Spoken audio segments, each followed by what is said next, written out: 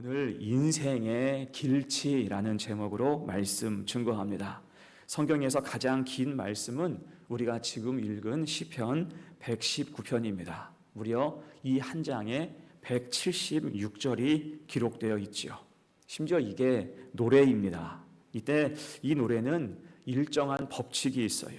히브리 알파벳 22개의 순서로 글자 하나당 8절씩 모두 176절을 노래하는 것입니다. 쉽게 생각하면 삼행시가 아니라 22행시예요. 22행시 대신 한 행에 8절씩 되어 있다라고 생각하면 정확합니다. 어때요?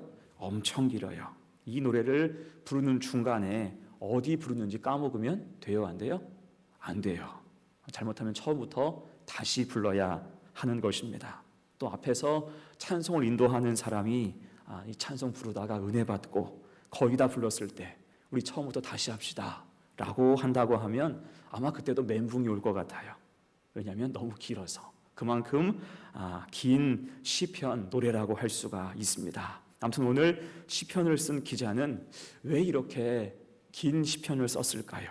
그 이유는 매우 선명합니다. 하나님 말씀의 중요함을 알려주기 위함이에요. 그래서 일관되게 176절 내내 말씀을 강조해요. 하나님 말씀의 중요함을 이야기합니다. 심지어 하나님 말씀 성경에 관한 다양한 동의어가 등장을 하죠. 그래서 오늘 8절까지만 보아도 하나님 말씀을 1절에서는 율법, 2절에서는 증거, 3절은 주예도, 4절은 법도, 5절은 율례, 6절은 계명, 7절은 의로운 판단, 8절은 다시 율례, 그렇게 강조하고 있어요.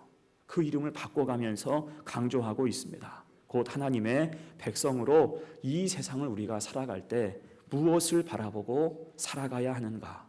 인생에서 만날 수 있는 수많은 고난 속에서 내가 무엇을 기억하고 붙잡고 살아가야 하는가? 거기에 대한 답을 주고자 하는 것입니다. 그리고 그 답은 말씀, 오직 말씀, 하나님 말씀이라는 거예요. 그런 의미에서 오늘 시편 119편의 첫 부분 1절로 16절은 무슨 교훈을 우리에게 줄까? 두 가지로 생각해 봅니다. 첫 번째, 우리는 본래 길치라는 것입니다.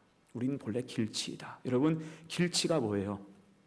말 그대로 길을 못 찾고 자꾸 헤매는 사람이에요. 같은 길을 가도 그 길을 잘 모르는 사람들이 있잖아요. 인생 가운데도 그런 경우가 많습니다. 길을 찾지 못하고 세상에서 자꾸 헤매는 거예요. 이쯤 되면 알만도 한데 여전히 헤매는 사람들도 있지요. 그런 의미에서 오늘 1절과 2절 봅니다. 행위가 온전하여 여호와의 율법을 따라 행하는 자들은 복이 있으며 여호와의 증거들을 지키고 전심으로 여호와를 구하는 자는 복이 있도다. 아멘. 이 말씀의 핵심은 복이 있도다라는 말이겠죠. 이때 특이한 것은 우리가 보는 한글 성경에서는 복이 있도다, 이 말이 문장 맨 끝에 위치해 있지만 원어 성경에서는 복이 있도다, 이 말이 맨 앞에 있어요.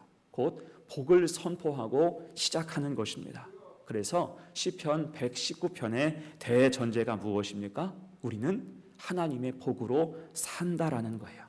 우리는 하나님의 복으로 사는 존재라는 것입니다. 자, 그럴 때 이 복을 누리는 사람은 어떻게 살까요? 3절로 5절이에요. 참으로 그들은 불의를 행하지 아니하고 주의 도를 행하는도다. 주께서 명령하사 주의 법도를 잘 지키게 하셨나이다. 내 길을 굳게 정하사 주의 율례를 지키게 하소서. 아멘.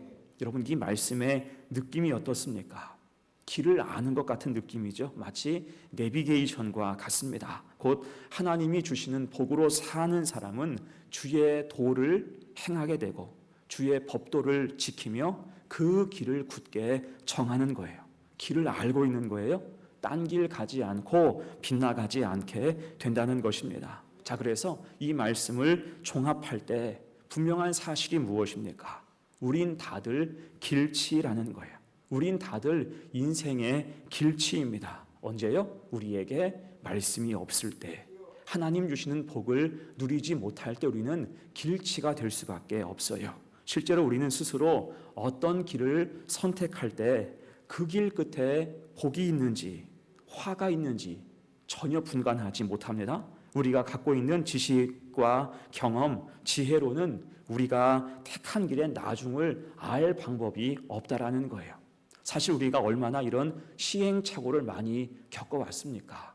맞다 싶었는데 틀린 경우가 있고요. 확신했지만 이건 아주 엉터리 같은 일들도 있었음을 경험하지요. 자, 그래서 6절에서 확인하면서 말씀해요. 내가 주의 모든 계명에 주의할 때에는 부끄럽지 아니하리다. 아멘.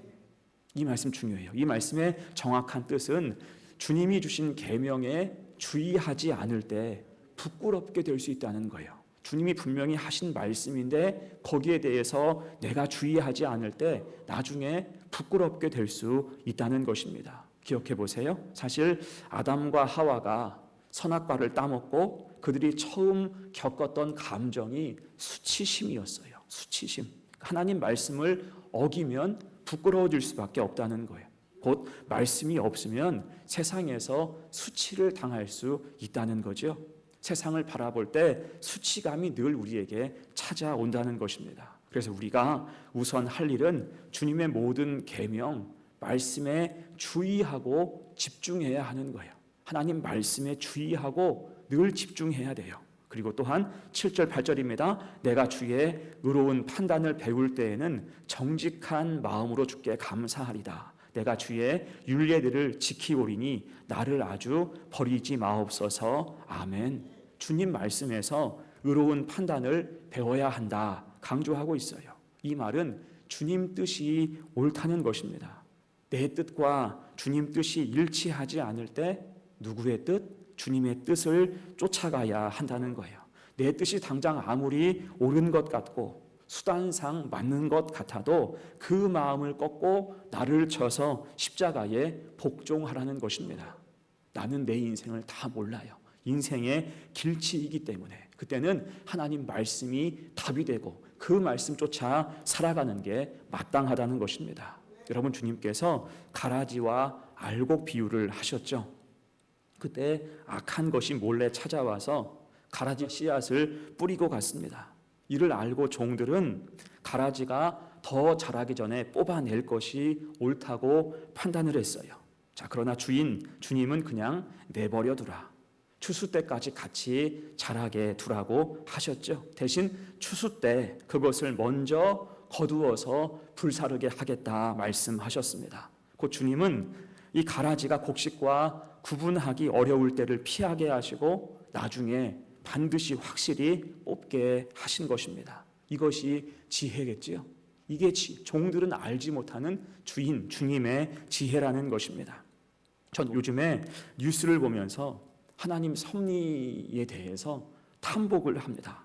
이제 이 나라의 무도한 정권이 끝이 나고 그 추한 뒷모습을 보니까 각종 비리가 가득합니다. 그 중에서 종교계와 결탁한 모습들이 속속들이 다 드러나고 있어요. 자, 그런데 이 종교계라고 하는 것이 정상적이질 않습니다. 그 유명한 신천지, 통일교, 건진법사, 천공, 무당들, 점쟁이, 그리고 극우 기독교까지 어떻게 이렇게 모을 수 있을까 싶어요. 아무튼 그들은 종교 대통합의 막장을 다 이루었어요. 정상적이지 않죠. 물론 처음부터 그러한 낌새는 있었습니다. 그런데 이 정도일 줄은 몰랐어요. 틈만 나고 정말 어려운 일이 닥치면 성경 품에 안고 교회 갔던 그 모습 때문에 희석된 분위기가 있었잖아요. 자, 그런데 하나님이 가라지들, 그 악한 무리를 형형색색으로 같이 자라게 하신 것입니다. 결국은 헛된 망상으로 계엄을 일으키자 이제 추수 때가 되어서 가라지가 무엇인지 모두 알게 하셨고 뽑아낼 기회를 지금 주신 줄로 믿습니다. 이것이 하나님의 지혜이고 섭리라고 할 수가 있는 거예요. 결국 주님이 하시는 역사가 내가 좌우하는 그런 게 아니라 주님이 하시는 역사를 따라갈 때 가장 선한 길로 인도하심을 믿습니다. 여러분, 우리의 삶도 그렇습니다. 늘 주님이 오라요. 내 생각이 얼마나 짧은지 내 삶이 증명하잖아요. 그렇지 않습니까? 내 생각이 얼마나 짧은지는 내 삶이 항상 증명을 해요. 내 생각이 짧아서 손해보고 후회하고 한탄했던 적이 얼마나 많습니까? 대신 힘이 들고 어려워도 주님을 의지하며 나아갈 때 후회가 없어요. 은혜로 덧입혀 주시기 때문입니다. 막상 힘들고 어렵지만 나중에 생각해보면 이것이 주님의 은혜이고 섭리였구나 무릅칠 때가 너무나 많이 있습니다. 그래서 우리는 오늘 말씀에서 강조하시는 대로 6절 주의 모든 계명에 주의해야 되고요, 7절 의로운 판단을 배워야 할 것입니다. 거기서 우리는 인생의 길치를 벗어날 수 있는 거예요. 인생의 길치를 벗어나서 은혜와 진리, 생명의 길을 찾게 되는 줄로 믿습니다. 그런 은혜가 가득 임하는 복된 성도의 삶이 되시기를 간절히 축원합니다. 하면 두 번째예요. 본문에 겨운 두 번째, 주신 응답을 붙잡고 살아가야 됩니다. 이어서 9절로 16절의 말씀은 노래 2절에 해당합니다. 이 말씀은 한 덩어리로 이해하는 게 좋아요. 자, 그 중에서 특별히 9절 말씀, 청년이 무엇으로 그의 행실을 깨끗하게 하리까? 참 좋은 말씀, 좋은 질문입니다. 자, 요즘을 AI의 시대라고 하잖아요. 챗 GTP, 구글이 만든 제미니 등등이 유명해요. 이걸 굉장히 유용하게 쓸 수가 있습니다. 어떤 문학 작품의 줄거리를 요약해 줘. 그러면 아주 그럴듯하게 굉장히 잘 요약을 해줍니다. 자, 이 문장의 뜻을 해석해 줘. 당당하게, 아주 다양하게 활용할 수가 있습니다. 이때 이것을 잘 사용하려면 가장 중요한 게 뭐냐? 질문을 잘 해야 돼요. 그러니까 AI가 학습하기를 질문을 하는 사람의 수준을 그 질문을 통해서 파악하는 거예요. 그러니까 질문을 통해서 질문자의 수준을 우선 파악을 합니다. 그러니까 질문을 잘하면 답이 좋아요. 대신 질문이 형편없거나 수준이 낮으면 답도 수준이 낮습니다. 가끔은 지연해서 거짓말을 해요. 엉뚱하게 답을 주기도 합니다. 그래서 질문을 정확하고 정밀하게 하는 것이 필요해요. 그런 의미에서 오늘 9절 말씀의 질문은 굉장히 좋은 질문이에요. 청년이 무엇으로 그의 행실을 깨끗하게 하리이까? 쉽게 말하면 어떻게 살 것인가? 내가 하나님 앞에서 어떻게 살아가야 합니까? 라고 묻는 것과 같습니다.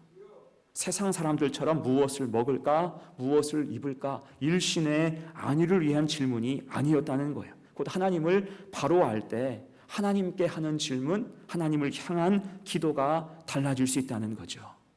그저 나의 일신의 안위를 위해서, 내 욕심을 위해서 간구하는 게 아니라 하나님을 바로 할 때 하나님께 하는 질문이 새롭고요, 하나님께 하는 기도가 달라질 수 있다는 것입니다. 그러면 거기에 대해서 주시는 말씀도 다르고요, 그 말씀을 적용하는 범위도 모두 달라지는 거예요.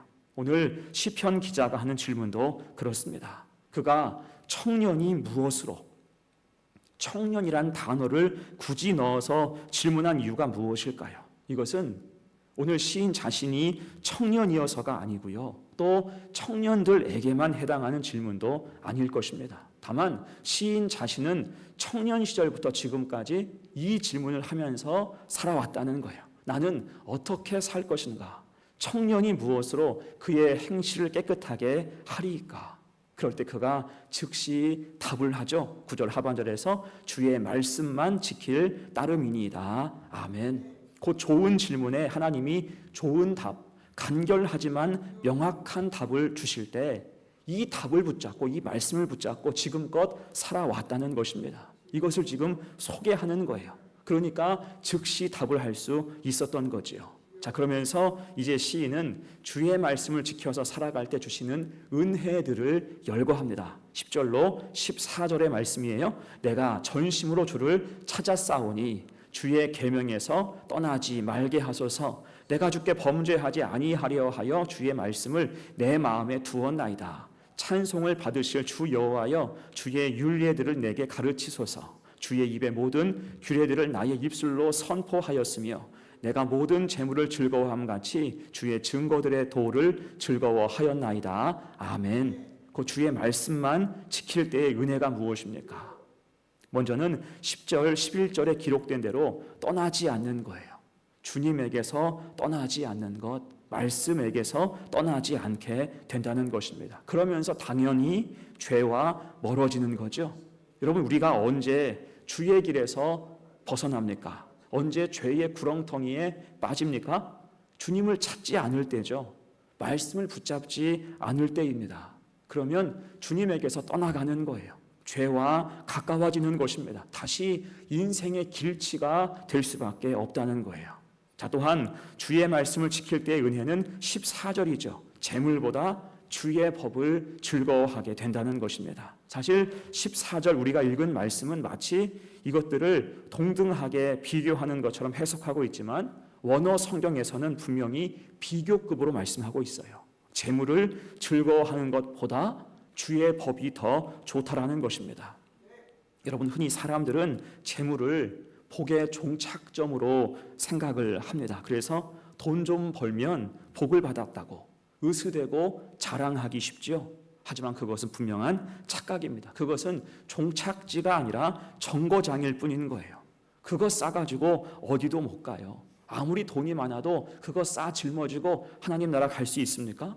그 못 가는 거예요. 착각하고 있어요. 대신 오직 주의 법, 하나님 말씀대로 사는 것이 복의 종착지에 이르는 길임을 기억하시길 바랍니다. 그래서 오늘 말씀은 15절, 16절로 종합해서 우리에게 교훈하고 있어요. 내가 주의 법도들을 작은 소리로 읊조리며 주의 길들에 주의하며 주의 율례들을 즐거워하며 주의 말씀을 잊지 아니하리다. 아멘. 이것은 세상의 시끄러움에 현혹되지 않고 작은 소리로 읊조리며 말씀 앞에 겸손히 살겠다 다짐하는 말씀입니다.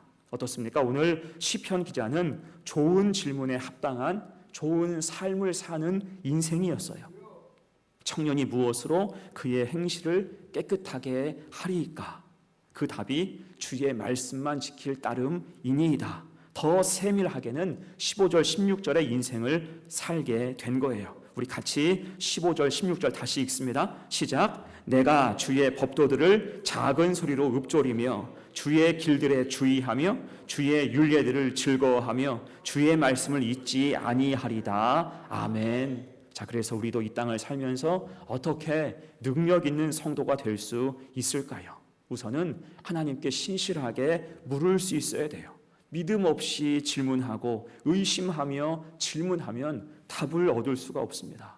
답을 얻어도 믿지 못하고 만족하지 못하는 거예요. 대신 신실한 믿음 가지고 물을 때, 기도하며 나아갈 때 하나님은 합당한 답을 우리에게 주신 줄로 믿습니다. 그러면 성도는 그것 붙들고 살아가는 거예요. 힘들고 어려워도 그것 붙잡고 나아가는 것입니다. 내가 주의 말씀만 지킬 따름이니이다. 굳게 붙들고 나아갈 때 인생의 어려움들을 헤쳐나가고 광명한 주의 은혜, 인도함 받으며 살아갈 수 있을 것입니다. 내가 능력 없는 이유는 말씀이 없어서가 아니라 말씀을 붙잡지 못한 까닭임을 기억하면서 주님 말씀 신실하게 기도하고 질문할 때 주시는 그 말씀 붙잡고 신실하게 살며 믿음의 견고함으로 우리의 삶 늘 주님과 동행하는 복된 성도가 되시기를 간절히 축원합니다. 다음에 이제 말씀을 마무리합니다. 시편 119편의 주제는 말씀이에요. 말씀에 관해서 또한 말씀에 대한 바른 태도를 얻기 원한다면 이 시편 119편 쓰고 읽고 묵상하세요. 많이 읽고 묵상해야 할 것입니다. 그래서 유대인은 아이가 태어나고 자라서 글을 배우기 시작할 때 이 말씀을 주 교재로 사용한다라고 하지요. 알파벳을 배우면서 또 하나님 말씀의 귀함을 함께 배워간다는 것입니다. 자, 우리에게도 같은 의미로 적용해야 할 거예요. 시편 119편 모두 176절. 왜 말씀이라는 주제로 이 긴 말씀을 우리에게 주실까요? 그것은 우리가 인생의 길치이기 때문이에요. 가만 놔두면 엉뚱한 길로 갈 수밖에 없기 때문입니다. 대신 말씀으로 길을 찾도록 끊임없이 이 말씀을 통해서 우리에게 권면하고 있는 것입니다. 또한 신실하게 하나님을 구하고 주신 말씀을 놓치지 않는 믿음이 있어야 함을 강조하고 있죠. 사실은 이미 우리에게 주신 말씀으로도 충분합니다. 다만 그 말씀을 붙들고 살아갈 때 복이 있도다 하나님 축복은 가득할 것입니다. 그래서 이 한 달도 우리가 무엇으로 살 것인가? 주의 말씀을 지킬 따름이니이다. 하나님 말씀을 붙잡고 살아갈 때 승리하는, 만족하고 감사하고 찬송하는 복된 시간들 되시기를 간절히 축원합니다. 아멘. 함께 기도합니다.